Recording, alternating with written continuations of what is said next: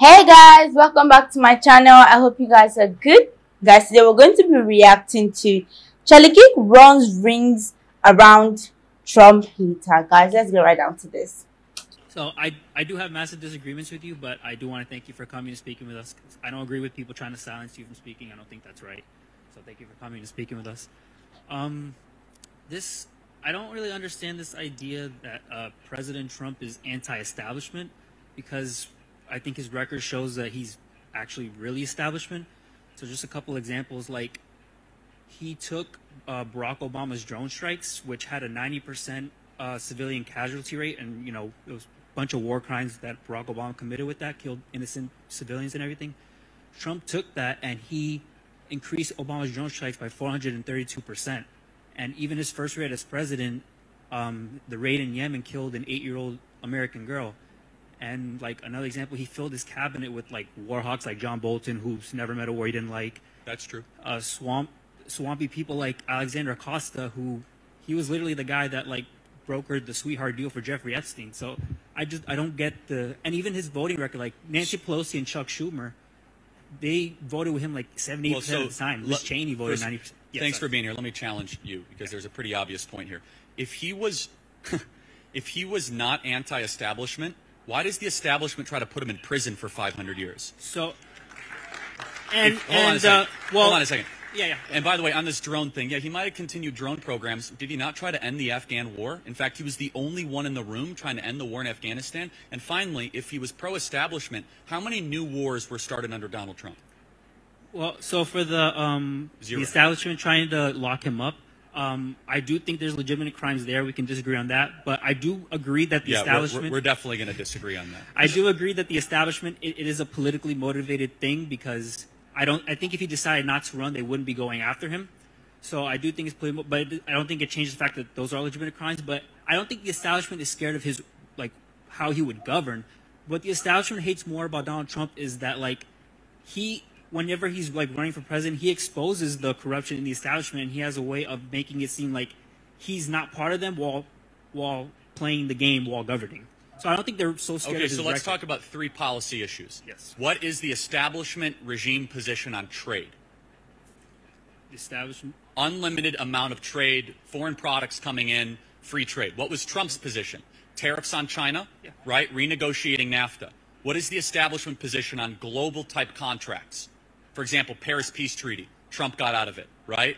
Blew up all this stuff at the UN. How about another issue? Immigration. What is the regime standard position on immigration?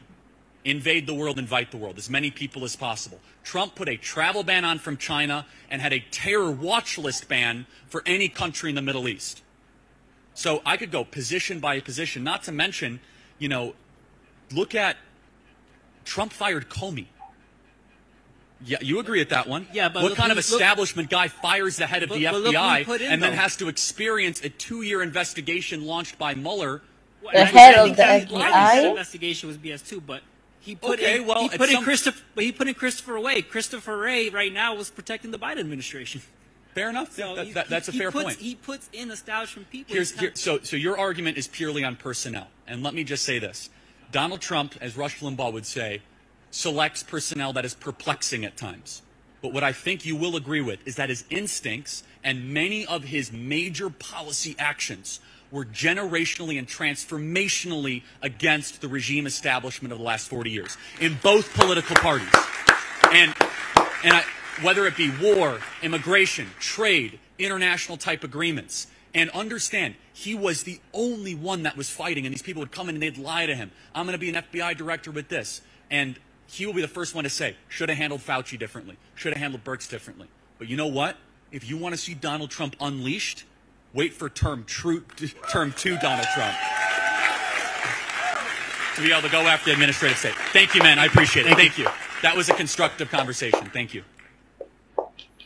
So guys, I really found this conversation to be mature, because he wasn't rude or arrogant or anything. In fact, he wanted Charlie Kirk to be there to speak to them. Like, he has a different perspective, and he just wanted to have a conversation with someone who had also the opposite perspective of what he had. And I really respect that a lot. Now, speaking of Donald Trump I like me a president who actually keeps to his words, someone who, you know, in his campaigns and, you know, his whole manifesto, you know, when coming into power, the things he said he's going to do.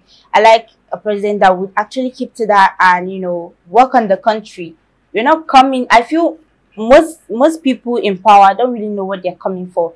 You're not coming in for yourself or your family, but you're coming in to make the whole country a better place to live in, a safer place to be in, to live in. I think that's what most people in power are not getting. They feel like them coming into power is for themselves and that of their family, which is totally wrong. Because you care for yourself, care for your family. What happened to the rest of the people who voted you into power? Why don't you consider that? But I really respect this. I really respect this. And from my own point of view of this debate, I feel what the guy is saying is more of, you know, a personal aspect. Because from the things I heard Charlie say, I can actually say, I'm not going to be biased because I don't know. I'm not going to say Charlie's right because I myself haven't done a research to that level. So basically, I'm not going to speak on this, you know, to avoid being biased. But from the points given, it probably sounds like he's on the boy's idea. Maybe that's how he feels about these things. But trust me to do my research. But if there's anyone who wants to, you know, write out their thoughts on this in the comment section, please do, because I'm going to check it out. And a quick question to my viewers, please put this out in the comment section. What do you think about Donald Trump? What do you think about what the guy said? Please put it down in the comment section. I'm going to read that because, you see, I really appreciate you guys. My last videos, I've gone through the comments of that video, and of all the videos, I always read the comments, and there are people who come there and, you know, state out some facts for me. Don't think I don't read it. I do read it. Look, if there's one thing about me, I am very slow to anger. So even if you say something really rude, I'll just look and pass. But then there are people who come to my comment section to tell me it's not this, but then they tend to explain their points. Like, they tend to correct me in the comment section, and I really appreciate that, because for me, I learn every day, which is very important to me. I may say something right now which is wrong. You correct me and trust me not to repeat that thing the next day. That is who I am. But guys, put out your comments in the comment section. Don't forget to like, subscribe to my channel. I love you guys.